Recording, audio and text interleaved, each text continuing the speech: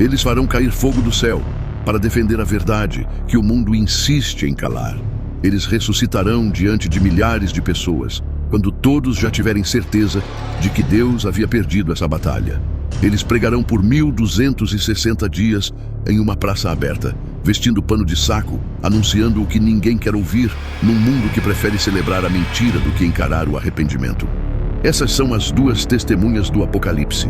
Uma parte da profecia que por séculos ficou escondida em meio a trombetas, selos e criaturas místicas. Mas ali, no coração de Jerusalém, surge um detalhe que abre um abismo ainda mais inquietante. 2 homens de carne e osso que desafiarão a besta de frente quando o palco já estiver tomado por engano. Jerusalém, a cidade santa por gerações, carrega nos últimos dias o peso de ser chamada espiritualmente de Sodoma e Egito. Nomes que marcam depravação e escravidão, lembrando que até o sagrado pode se tornar solo de rebeldia. O que João viu em Apocalipse capítulo 11 não é um teatro simbólico, é um ato real, cravado na história futura, onde Deus concede autoridade para que essas vozes caminhem por ruas que já testemunharam o sangue do Cordeiro.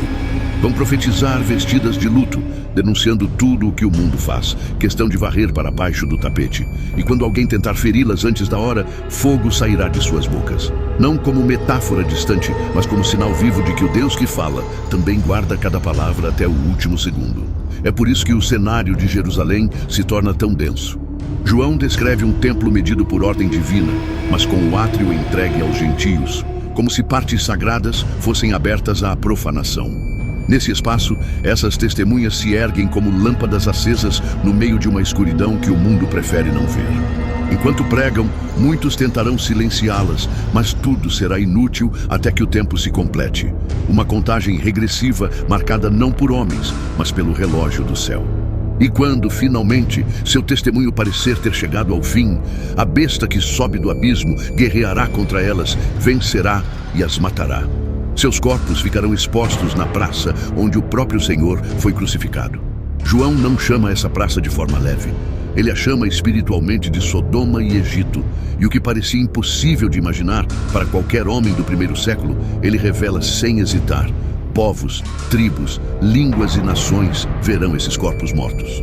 Um mundo que exibe o sangue dos santos como troféu, transmitindo ao vivo a suposta vitória de uma mentira que insiste em governar. Eles trocarão presentes, celebrarão como se um peso tivesse sido arrancado da terra. Mas o que não percebem é que, enquanto zombam, cada câmera que registra o silêncio da praça prepara o palco para um escândalo maior, porque essas testemunhas não são meros símbolos. São homens vivos, que andam, falam, enfrentam, morrem e ressuscitam para que ninguém duvide de que o trono ainda governa acima de todo o império. Enquanto muitos correm atrás de sinais, selos e teorias, poucos percebem que dentro desse capítulo se esconde uma das chaves mais desconcertantes para entender o que Deus fará nos últimos dias. Um embate real, um palco aberto para o mundo inteiro ver. Enquanto essa praça vai sendo montada na mente de quem ouve, uma figura antiga, levada pelo vento e pelo fogo, espera ser lembrada outra vez. O mesmo profeta que não provou a morte, mas deixou uma cadeira vazia toda Páscoa. Talvez ele seja mais que uma lembrança. Talvez seja a primeira pista para uma pergunta que ninguém tem coragem de responder. A promessa incompleta, o profeta que não morreu. Enquanto a imagem daquela praça exposta em Jerusalém ainda paira na mente, surge o sopro de uma memória tão antiga quanto os reis de Israel. Um homem que, diferente de tantos, não conheceu a poeira fria da sepultura. A figura de Elias aparece e desaparece nas Escrituras como um lampejo de fogo, sempre quando a fé do povo está no limite entre se dobrar diante de deuses falsos ou se render novamente ao Deus único. E é justamente esse mesmo Elias que ainda hoje ocupa uma cadeira vazia em mesas de famílias que guardam a tradição de esperar por ele, mesmo sem perceber que sua história aponta para algo muito maior que um simples retorno simbólico. Tudo começou nos dias em que Israel vivia de joelhos diante de Baal. Reis se orgulhavam de profanar altares, enquanto multidões se acostumavam a ver a glória do Deus de seus pais sendo trocada por rituais depravados. Mas entre eles se ergueu um homem que ninguém conseguiu comprar ou intimidar. 1 Reis, capítulo 17, registra as palavras que mudaram o céu. Tão certo como vive o Senhor Deus de Israel, perante cuja face estou, nestes anos não haverá orvalho nem chuva, senão segundo a minha palavra. Foi como se Elias tivesse acesso a uma chave oculta, um selo que fechava nuvens. Não era magia, era a força de alguém que falava em nome do Senhor de toda a terra.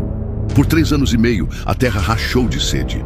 O povo correu atrás de soluções, mas não encontrava uma gota sequer. E quando todos pensaram que não havia mais esperança, Elias apareceu novamente no alto do Carmelo. Ali, entre pedras quebradas e um altar reconstruído com 12 pedras, ele invocou fogo do céu, não para si, mas para que o povo visse que ainda havia um Deus que respondia. E o fogo veio, consumindo não apenas o sacrifício, mas a água que escorria em torno da oferta, como se dissesse que, quando ele fala, nem a lei natural resiste.